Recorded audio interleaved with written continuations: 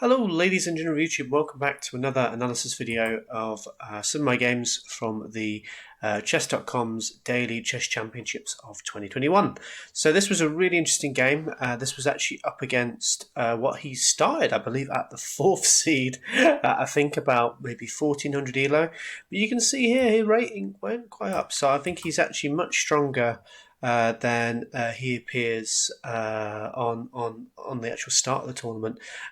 This particular player, he played incredibly well, and in actual fact, throughout the tournament, he was near the top of the leaderboard. So let's see if I was able to defeat him in this game. It's a really interesting game, really fun game, this one. So I hope you enjoy it. So right, I was playing as white. We had e4, e5, knight f3, knight c6. We had the Ruy Lopez Spanish game, whatever you want to call it. And then we have knight f6. So I castle here, bishop c5 was played, and I played c3. So all quite normal stuff so far. We're playing the c3, we're preparing d4, and if at some future date, if a6 comes, we can retreat this bishop back into this nice snug c2 square. So really nice. Now here is where things started to get a bit spicy, shall we say. So the second most popular move, I said there's a second most. The most popular move is just castling from black. So there's been about 665 games from this position. And it makes sense, we're getting on with our development, we're continuing the opening. But the second most popular move is the move that my opponent plays. Only got 35 games. And I'm not sure I particularly agree with this move. It kind of slightly resembles an open Ruy Lopez, but I just think it's a little bit risky, and you can see my opponent gets into some early problems with it. So here he captures this pawn. So after this, I decided to strike in the center, so d4, and now I'm kind of questioning black's safety of his knight, because he hasn't castled yet. It's the problem. And this queen e2 is coming into play very soon, and he's got to do something about this knight. So here I played d4, and now interestingly enough, queen e2 is also an interesting variation. It was the move I didn't want to play. It did show up on the book, but I didn't like the continuation. I'll just show you what it looks like, just so you kind of get an idea. But it's a very odd position, and I didn't think I needed to play too crazily here. So basically, you allow black to capture this pawn, and you've got this knight and bishop exchange. There's then this exchange, which is quite a nice intermezzo move. After which, the knight jumps to h3, and then you take here. D takes c6, you take back the pawn, king to f8. So it's a very odd continuation that's been reached. So the material is equal on the boards, but there are certainly a lot of respective weaknesses in both positions. So you can clearly see this white king, not particularly safe over here. But black's king's not that much better, to be honest with you. Although I would say that black's king safety is a little bit better here. The knight does a good job of defending, most of the squares around the king, so all these sort of dark squares here.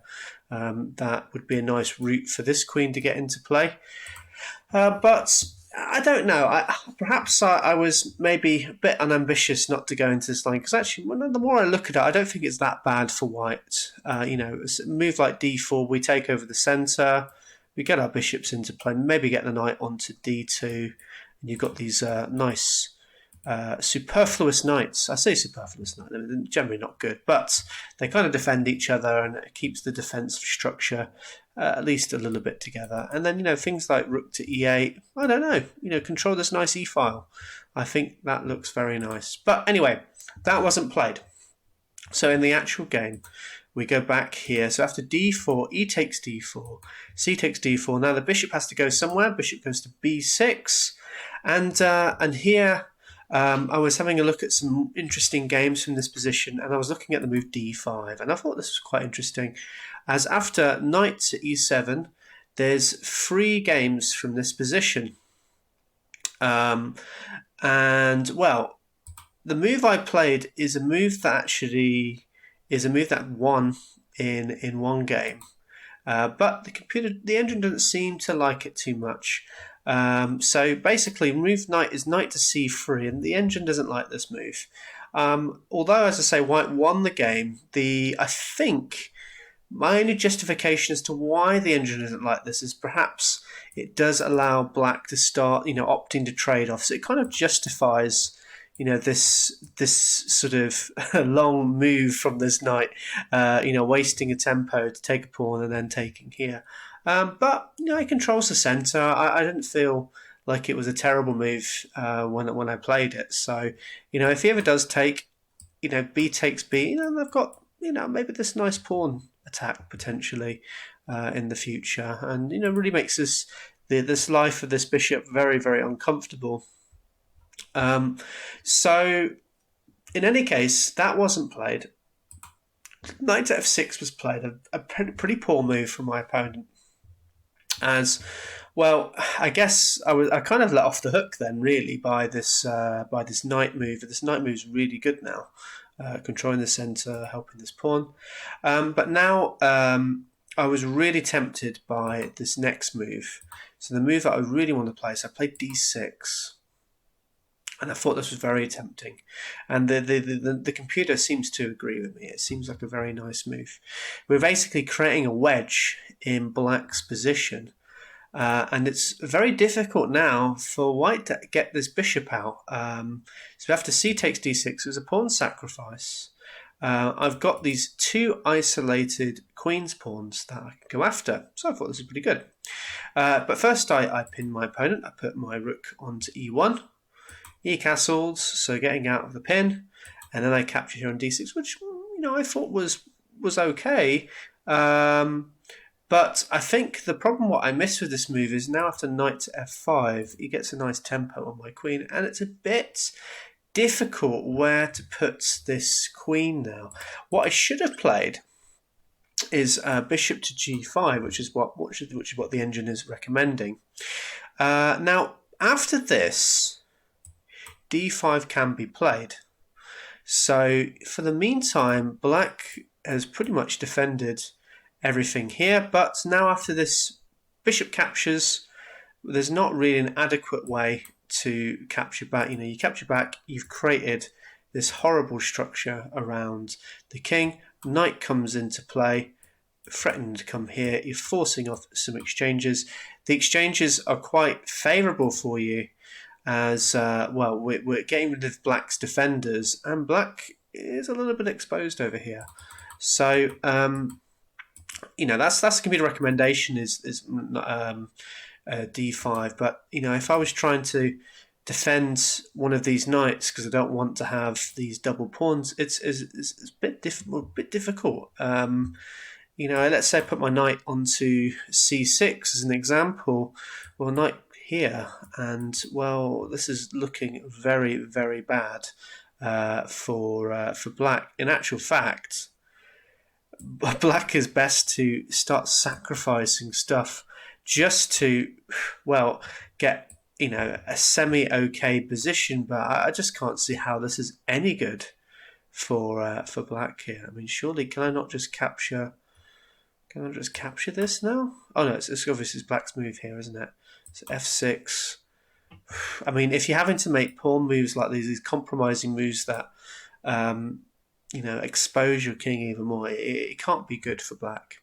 So as I say, there was I think I got a little bit too greedy with taking back the material so soon. I think actually these pawns here aren't going anywhere fast, so I can keep them there for some time and really clog up black's position.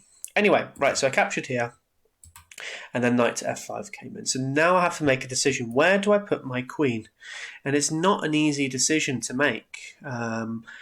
If I put it onto d3, I potentially block the sort of movement of this bishop, the retreat.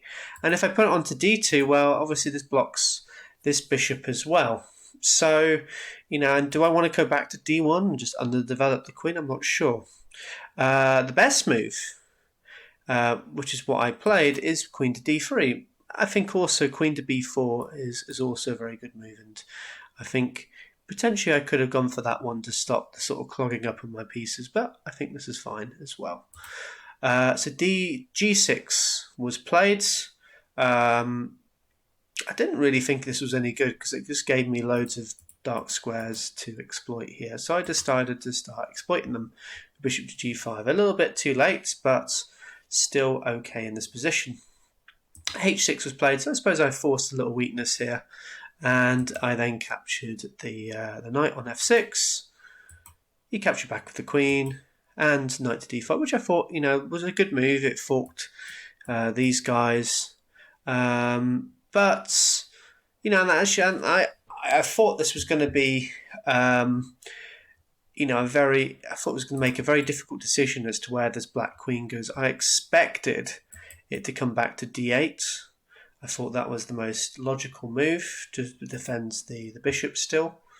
But I was very surprised when I saw queen to d6 played here, and I'm extremely happy now, as I've got all kinds of different threats that I can do with the checks with this knight here.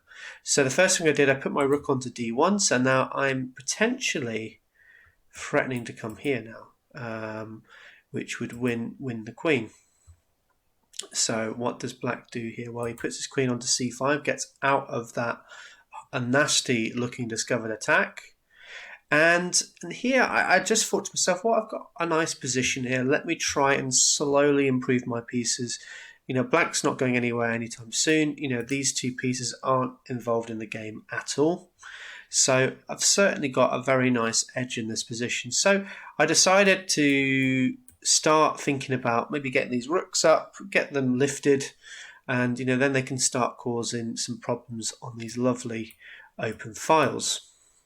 I'm going to put my rook to e2. b4 was another move that I could have played here. Just one other thing. I think the other reason why e2 was played is just obviously this capture. But b4 is interesting, and it's something I didn't consider. Because after this takes, king to h1, the queen kind of hasn't got a huge amount of squares it can go to. Queen to b2. Some ideas like this. It's a very complicated position, but maybe it's okay. I think, this knight comes here, maybe something like this, and I can start swapping off. I don't know. I'm not entirely sure about this computer recommendation, but I think the challenge with myself, and something I want to try and improve on, is I wouldn't play these moves just simply because, although it's the best move, I didn't want to play these sort of moves because I thought, okay, my king's safety is going to be jeopardized, and I just have this prejudice of going, well, my king's going to be unsafe, I don't want to play that move. But actually, if I started calculating these moves down the line, I could kind of see, well, this is not a terrible looking position.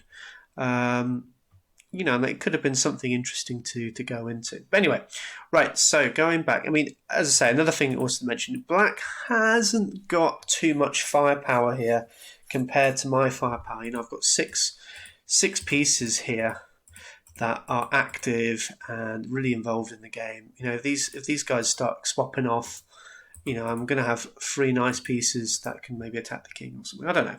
But anyway, right, so let's go there. So rook to e2.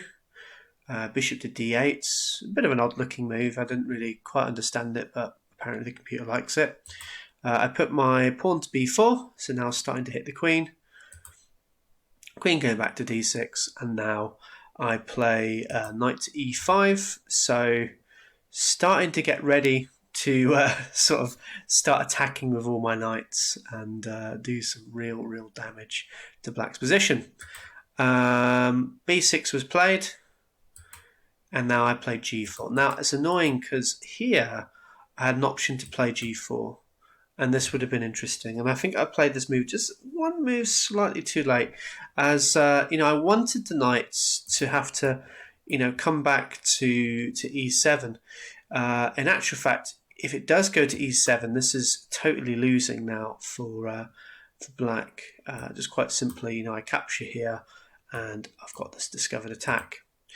So actually, the only move that makes sense here is coming back to g7, which is a pretty sad square for the knight to have to come to in this position. It's very it could come back here, I suppose, but it's not a great square for the knight to have to go to. The problem with me playing knight to e5 first is now I'm no longer defending the h4 square. So after this move, I didn't really expect him to go to h4, but he did. And actually, it's not a terrible square for it to go to, as it's defended by the bishop. It kind of holds together black's defense as well, a little bit. But anyway, right, so I then captured here, which wasn't a great move. But my opponent justified my attack here. After a couple of exchanges, he took here with the queen, a very poor move, as this allows me to now jump in with the knight with check. So I'm now going to be winning the queen.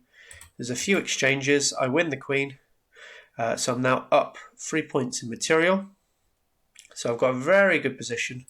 I didn't actually see this move when it was played to me against me, and actually it's really cheeky because the knight defends this square. And I really thought, oh god, I'm going to be losing here. But thankfully, obviously, queen to a4 saves my position. So I'm okay. So I was very panicky. But now this knight here becomes a bit of a nuisance. And with it being on h4, if it went back to g7, I wouldn't have had any of these issues. But with it being on h4, it starts to become a bit of a nuisance now. So it jumps into f3 with check, move my king up. b5, really nice move, trying to deflect my queen away from the defense of my knight, and it's not easy. Where do I go to? It's either square I'm going to get forked. So I just had to move my queen back to c2.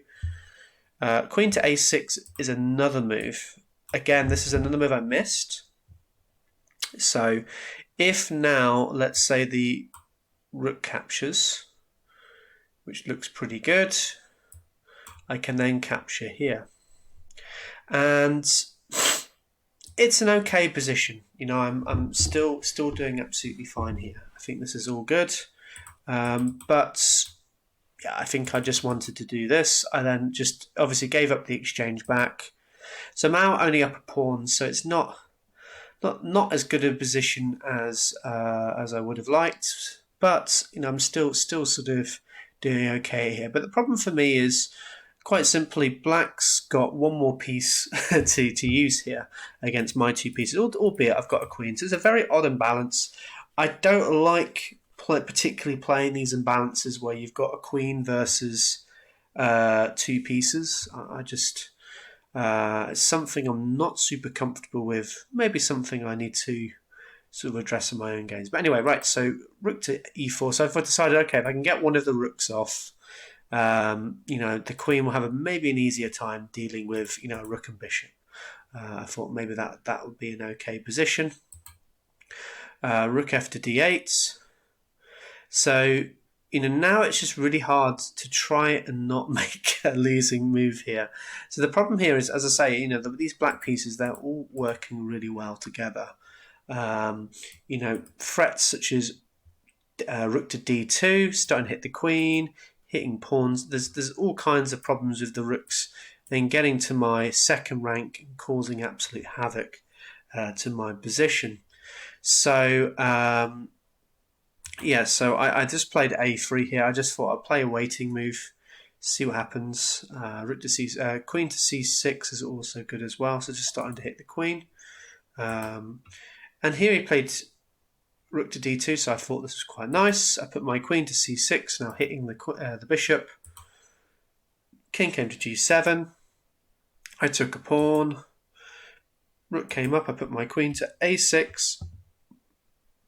I still need to be quite careful in this position because if I start sort of taking, there's some tactics on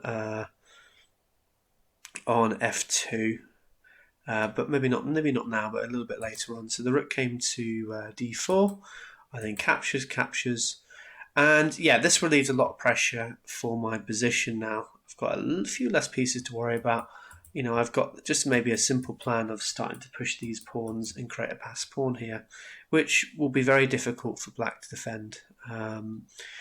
But I made a bit of an error in the next few moves. So after f3, which I needed to defend this pawn, rook to d2, and here I played a big blunder. King to h3. You can see the big question marks on this move. The problem with this move is simple continuation, bishop to e5, and I am near about toast in this position. How do I stop just a simple, straightforward checkmate next move with the rook coming here? So going back, a better move instead of this, rook to f1, giving up a pawn. I mean, at least it's not checkmate, so I guess that's pretty good. So something like this, and well, I can maybe win this pawn here now. Can I get away with that? Yeah, that looks pretty good. And I think this position's fine. I've got two pass pawns. These should be able to score a touchdown on the 8th rank. But going back to this position here, so it's funny that I thought this just totally lost in this position, because after this I was just like, oh, I'm going to just resign. This is how do I stop the checkmate? And here I just decided to play king to h4, but you'll see it's a blunder again. Now, if it was a checkmate in one, why would it be a blunder? Well, the reason is I did have a way to actually get a draw from this position. And there's a weird move that saves my game. The move is f4. And it weirdly saves my position totally. Because after bishop comes here, I can now play the move g5, a really strong move. So it gives me that escape square to come to g4.